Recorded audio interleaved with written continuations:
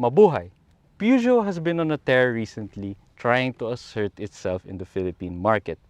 Previously, we've tried the 5008 and the 2008. But I think this 3008 strikes the right balance. Let me tell you why. Let's start with the looks, and at first glance you can immediately tell that Peugeot put a lot of emphasis on its design, and you can see that the car has a lot of personality just by looking at the front. You have full LED headlights and these fang-like DRLs, which are actually a treat to look at night. These flank the frameless grille. Now let's check the side. Over here at the side, you get more chrome accents just to accentuate more of the character lines of the 3008.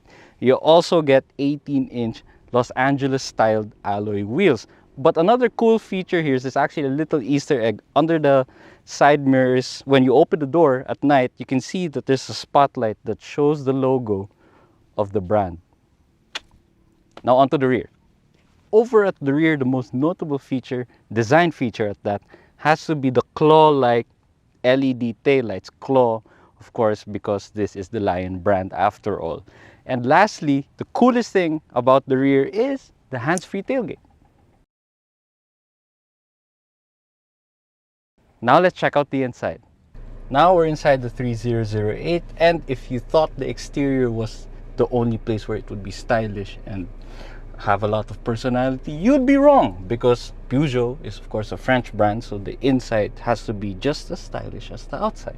First things first, your attention is drawn to this steering wheel that actually reminds me of a Formula 1 style steering wheel because of its shape and its size. It's fun to hold and very nice to turn, especially when you're driving. Behind it, to talk about these paddle shifters, it has this nice brushed metal finish here. It's nice to blip up and down.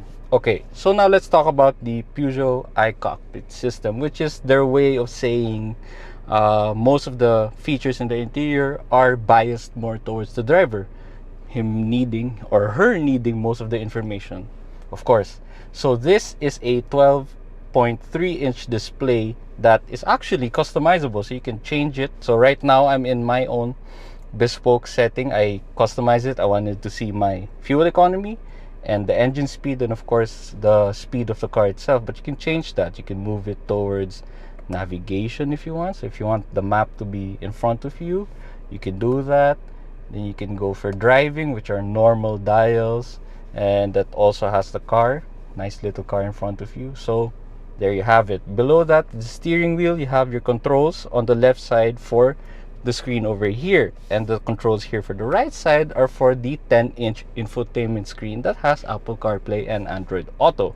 Below that, you have these nice, again, brushed metal buttons and panels here that add style. And I have to mention my favorite thing about the interior is this sort of jeans material panel that they put inside. It just gives it more personality and character. Anyway, moving on. Below that, you have buttons for other settings, like you lock the car here and stuff like that. And you actually have here USB port, 12-volt socket, and this is a wireless charging port. So if your phone has that, put that there, charges your phone. Interestingly, here on the right side are other drive modes. This is an SUV, but interestingly, it's not all-wheel drive.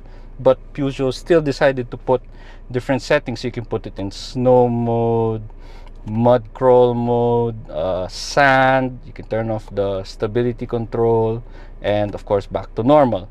Here is the gear lever, which I will mention in the driving part. Takes some getting used to, but nonetheless it looks pretty cool.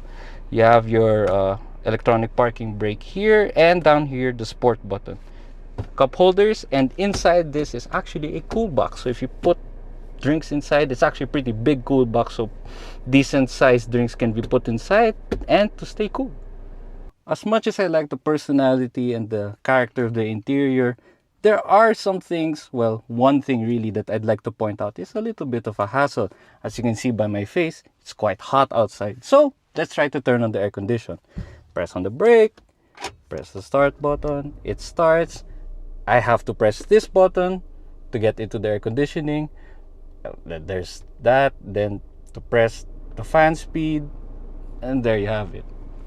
Ooh, Nice. Now that we're here in the second row, let me talk you through some of the features you get.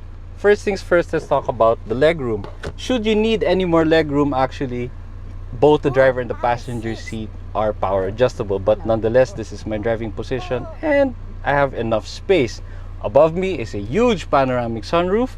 You have two air conditioning vents here, a USB port, a center armrest, and lastly, two cup holders. But what is it like to drive? The 3008 is powered by a 1.6 liter turbocharged gasoline engine that puts out 165 horsepower and 240 newton meters of torque. Shifting is then taken care of by a 6-speed automatic transmission. This car is also equipped with an advanced driver assistance system, or ADAS. It comes with active blind spot monitoring, lane keep assist, and even driver attention system. So the others are pretty self-explanatory. The blind spot tells you if there is a car, like now I'm merging, if there's a car here, there's a light that will come on in the side mirror and tell me that there's an oncoming car. And the most, I think, interesting one is the lane keep assist, because just like other lane keep systems, it reads the lines in the road and makes sure that the car stays in between the lines. So if I stray a little bit, let's try, oh, and then the car will slightly nudge the steering wheel just to keep me in the middle. So let's talk about fuel economy. In the city, it's pretty decent. It was doing around 9 kilometers per liter, but out on the highway, when you're doing decent speed and you're maintaining about 100 kilometers per hour, right now it's telling me I'm doing 16.9 kilometers per liter, which is actually pretty decent considering it's a pretty heavy car and it's also only got a 6-speed automatic transmission, not a dual clutch or anything like that. But I have to say, like I've said in my previous reviews of the 5008 and even in the 2008, which are the siblings of this car, that any Peugeot is great to drive. The steering is incredible. It's light in the city, but when you're out of the highway and you want to give it some beans, it's direct, it's fun, it makes you want to drive it fast, and it can go fast. There's actually a sport mode. But yeah, like I said, like the driving of this car is great. If you're a person who likes to drive, the 3008 is a really great car to drive. I do have some comments though, and it's more of the ergonomics of the car. First things first is the shifter. It takes a while to get used to it because it's not as straightforward as you think it is, but once you get used to it, it's perfectly fine. Next thing is the cruise control. It's down here. There's a stalk on the lower left hand side of the steering wheel, and it's kind of hard to turn on because you can't see the icons or the buttons, so you really have to get used to it. But again, once you get used to it, it's really not so bad. And lastly, I have to say the ride is a little stiff.